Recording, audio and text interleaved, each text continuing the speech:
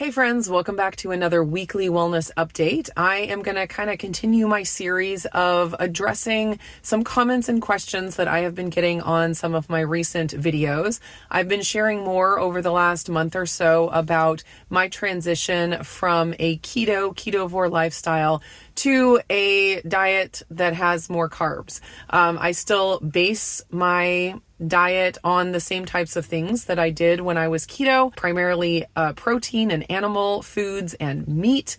And so that provides the base of my diet, but I have added beyond that some carbs, vegetables, fruit, things like that. And so it has been a transition, and I have gotten a lot of great questions from you guys, clarifying questions and, concerns and all kinds of stuff. And so I'm just trying to go through those comments and make videos in response to them instead of trying to go and answer each one, because I do get asked the same kinds of things multiple times. So if I can make a video to point people to where everyone can get the information at the same time, it saves me time, and hopefully it's helpful for you guys. Before we get into the questions, I want to thank Element, who is the sponsor of the video today. I am sitting here in the car waiting for my daughter to have piano lessons, which is a great time to get a video in. But also, since I am out and about and hanging out in my car, I do have my Element electrolytes sitting here that I am sipping on. The flavor that I have, okay, listen to this. The flavor that I have is raspberry lemonade. Now, you might be thinking, if you are familiar with Element and their flavors, raspberry lemonade is not an Element flavor that is available. Well, the way I do it is I just mix the raspberry salt and the citrus salt, and it makes a very delicious raspberry lemonade flavor. And I'm not going to say that combined they're better than by themselves, but maybe they are. Element helps me feel my best, both because it helps me stay hydrated. It has a science-backed ratio of electrolytes, as well as it tastes really, really good. And I enjoy sipping on it, and I don't have to worry about remembering to take my electrolytes, because I really enjoy taking my electrolytes and I look forward to it every day. So if you are interested in checking Element out, you can get a free sample pack of 8 of their regular flavors, like a stick of each of 8 flavors. You can get that just by using my link, drinkelement.com/indigo, drinklmnt.com/indigo. Click that link, place an order for anything on the website, and using that link will automatically get that free sample pack added. Okay, so I have 2 questions that I want to try to give an answer to in this video, and they both come from comments on one of my recent videos. The first one is from Rocket Scientist 66, and they say, the real question is, will you be transparent and honest with your followers if and when you experience anything negative to your health, physical or mental? It's just really interesting how you have not mentioned even one small negative since changing/adding back carbs. That seems, at least to me, a bit impossible. I am sticking to my ketogenic, almost no carb ketovore lifestyle because I still have much healing to do. You do you and I'll do me. So first off, I want to say that this is a great time to remind everybody that I am not a doctor, nurse, nutritionist, anything like that. And so I never recommend anyone do what I am doing or follow exactly what I'm doing, anything like that. Nothing I say is to be medical advice or prescriptive in any way. I always recommend that you do you. Then I'm going to go ahead and read the second comment, and then we'll just get into a big conversation about all the topics. So the second comment is from Eric's Worm Playground, which is a quite fun name. I would like to go check out that channel. Unpopular opinion. I believe you'll find it a slippery slope trying to roll more carbs into your daily diet, and it will slowly pressure you to eat a higher percentage of them over time. Okay, so that's kind of where I want to go with this. I want to talk about my transition from keto, a more keto-friendly diet, to a less keto-friendly diet, adding in those whole food carbs. And if you are curious about what my diet looks like now, because just saying adding carbs can mean all kinds of different things. And so if you haven't heard me talk about what my diet looks like now, I recommend a video I did recently, and I will put it up in the cards so you can check that out first if you are curious, because absolutely there are many different kinds of carbs you could be adding to your diet and get very drastically different reactions from your body depending on the kinds of carbs you add. So that definitely needs to, be a foundation. It seems clear from some of the comments that I've received that a lot of people don't realize that I started adding carbs back about a year ago. I started working with Jonathan Shane and started slowly adding carbs back solidly a year ago. So I have been at around 100 at the minimum, up to 200 or so for a year. So this is not something that I just started a month ago and, am having all kinds of initial positive responses and the negatives are coming. Still, obviously it's only been a year. Negatives could still come, clearly, but it has been a good amount of time. I have been on YouTube long enough now that I hope that I have matured a little bit in the way that I share things. I try really hard to be slow in sharing my experience with things. And depending on the thing, it is a different amount of time. There's not just one set amount of time. But for something like this, because there is a lot of unknowns in the future, I tried to be really slow about sharing a lot about it. Now, because of the nature of my YouTube channel and the things I do share, I can't just hide everything for a year and then all of a sudden say, surprise, a year ago I did this and you guys had no clue. I share about my daily life. I share what I eat in a day videos. I shared a whole several month long journey with Jonathan Shane going through different health issues I was dealing with.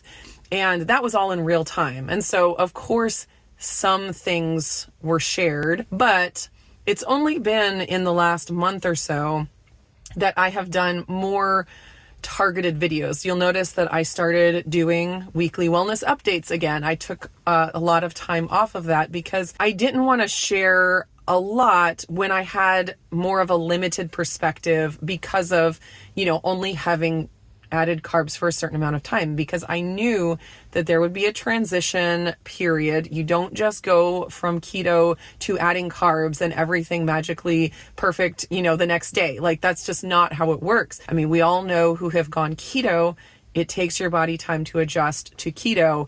Going from keto to carbs definitely takes time to adjust. So as much as I do enjoy sharing the journey and sharing things in real time, I also wanted to be really careful to take time to actually feel more confident in my own opinions about it. And so I've taken a year and I feel like I've leveled out, like I've gone through a transition. I feel like I've leveled out. I've gotten my health to a pretty solid place. And I'm at the point where I'm ready to start sharing more, which of course you have seen over the last month or so. So because I am at the point where I am ready to share more about the journey than I have up to this point, I definitely think it is appropriate to share about the negatives that I have experienced from adding carbs to my diet. So that's what I want to do in this video. And the main negative that I'm going to share, and I want to, in response to the comment that I have not mentioned even one small negative since adding carbs back, I will say that I have shared this, and it's primarily been in our live streams, our Wednesday morning coffee chats with Lindsay and I. That's, just a chat and a discussion. And so I have shared some of this there, but I recognize that not everyone who watches one of my videos has watched all of my videos. So definitely that could have been missed. But over the year, I have shared this similar thing. So it might be, repetitive to some of you who do watch me regularly and my live streams with Lindsay. So I will say the number one negative that I have experienced adding carbs back in is the mental aspect of adding carbs back in. And of course, the sun is coming out right this very moment. So carbs are a very emotional topic. in multiple different ways. There's, of course, the emotion, like the comfort that carbs give us, going all the way back to being a nursing child. And there's all kinds of things tied to treats and comfort foods that we had all growing up. But then there's also a lot of emotions tied to carbs, especially for those of us in the weight loss, diet, nutrition, health world, because carbs can be vilified and can be called, all kinds of terrible things like poison and unnecessary and and addictive. That's another one.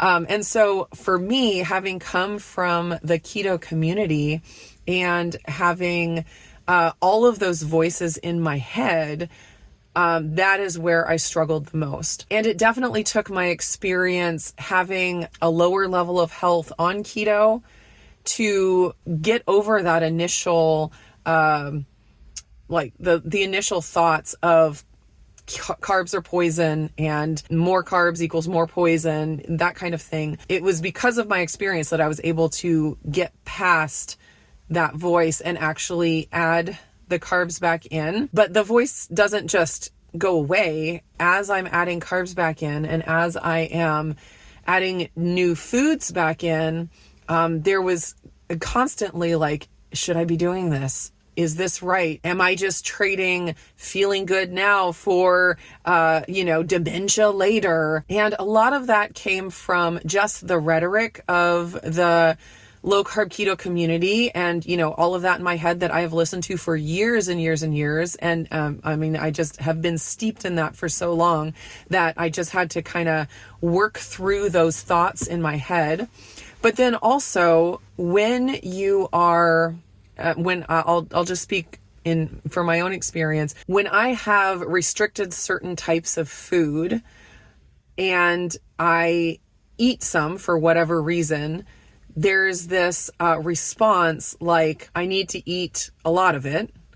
And the thought comes into my head, I'll just eat a lot of it and then I will cut it out. I need, this is, almost like this isn't a safe food or something like that. And I need to distance myself from it.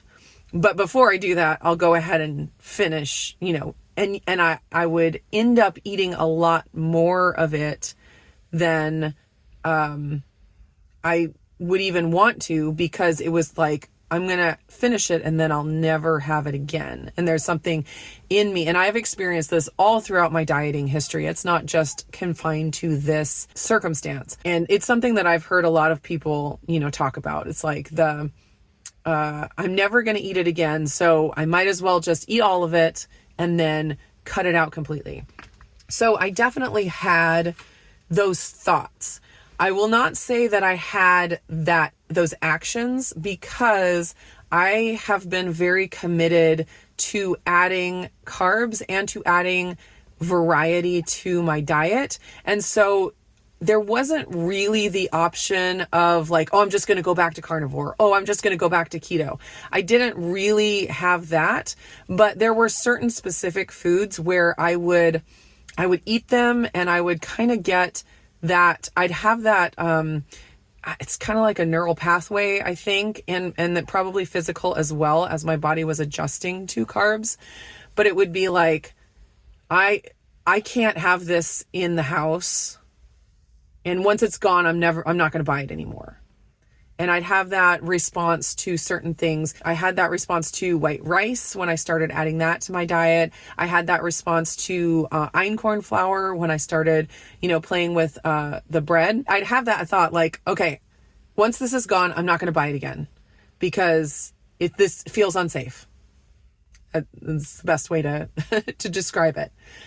But I tried really hard to just put myself in the passenger seat, or the observer's seat, I guess I should say, and just kind of watch that, because it was definitely a neural pathway thing. And like I said, a physical thing also, but I just was like, that's interesting. That's interesting that I would have that reaction. And there was the thought like, this is going to snowball. Like if I don't cut out this white rice or this einkorn, that it's going to snowball. Like the second comment that I read, that, over time it's just going to get more and more and more and more and more. And so I had that on my mind, and there's that fear, of course, that it's going to snowball and I'm going to end up, binging on carbs. But I decided to take the really slow approach, which I really try to do with any dietary changes that I make, just very, very slow approach. And so I just observed myself, and I found that passed. Maybe I retrained my brain. Maybe my body got more comfortable in getting the nutrition that it needed, and so it didn't have those reactions anymore. I'm gonna close this. Oof. But for whatever reason, that it passed. And so now I didn't have to cut those certain foods out in order to regain control over them. My body just adjusted, and now I still have both of those things in my diet and have no issues with moderating them. So that adjustment period, like, I can sit here and in 5 minutes, explain that adjustment period to you. And that's very quick. But for me, that was several months of observing myself and being vulnerable and putting myself in a place that I was not comfortable, where I was like, it would be more comfortable just to get this stuff out of the house. And say, this is an off limits food. There was part of me that was like, that would be comfortable right now, but I didn't do it. I continued to put myself in that uncomfortable place, and my body adjusted. So then to get into the conversation about the snowballing, which I've already touched on, I have found, and I totally understand that fear. And because, like I just explained, I had it myself. Anyone that has dealt with restrictive eating and struggling with falling off the wagon and having to eat all the thing in the house before you jump back onto a diet, I think that snowball effect is very prevalent in our minds, and definitely was in my mind as well.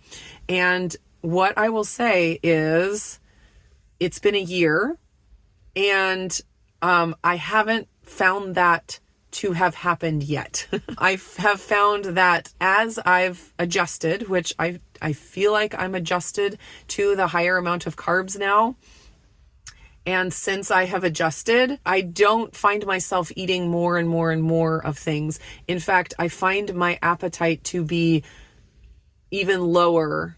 It's been lowering. So like this morning, I had not a breakfast. It was because I eat leftovers for breakfast that are not, typical breakfast food. So I had a bowl of leftover white rice, just a little serving of white rice. I had a few roasted potatoes that were just left over in the fridge. So I threw those into my bowl. I threw some steak in there. I put some pico de gallo on top. I put some avocado on top. I mean, it was, just like a small bowl. It wasn't like a giant, huge serving, and I couldn't finish it. I didn't even finish it. And that's weird for me. I'm typically a clean your plate type of person, and I've found that I have a whole lot more clear stopping point with my appetite now. And I don't know if that's leptin. I don't know if that's GLP-1. I don't know what it is that is causing that to be the case. But I'm still kind of sitting in that observer seat and noticing. That's something that I'm noticing. I find it really easy to go many hours between meals, and I have not found that snowball effect to have played out, at least long term. I had those knee-jerk reactions in the beginning when I was adding new foods that I hadn't had in a long time, and that taste really good. There's no secret that carbs taste delicious. That's not a surprise to anyone, I think. And so adding those things in that taste delicious that my body hadn't had in a long time, there was some initial knee-jerk, I just need to eat all of it and then I'll never have it again type feelings. But I found that as I worked through them, my appetite and my brain and my body adjusted, and that's no longer a concern. So obviously, a year from now, things could have changed. And I will commit to sharing with you guys the negatives that come up if I start having health issues. Like I told you about my insulin, I shared what my insulin was after about 6 or so months of adding carbs in, or maybe 8 months. And I told you there, I'm going to continue to keep an eye on my insulin number. And if it does continue to rise, that would definitely be a concern. Keeping an eye on my A1C, if that continues to rise, that would be a concern. I really have no financial or, any other reason to not share with you guys the health issues. If anything, I had all the reason in the world to hide any issues that I had while on a keto diet, because I work with tons of keto companies and love lots of keto products and have shared tons of keto recipes that have been popular.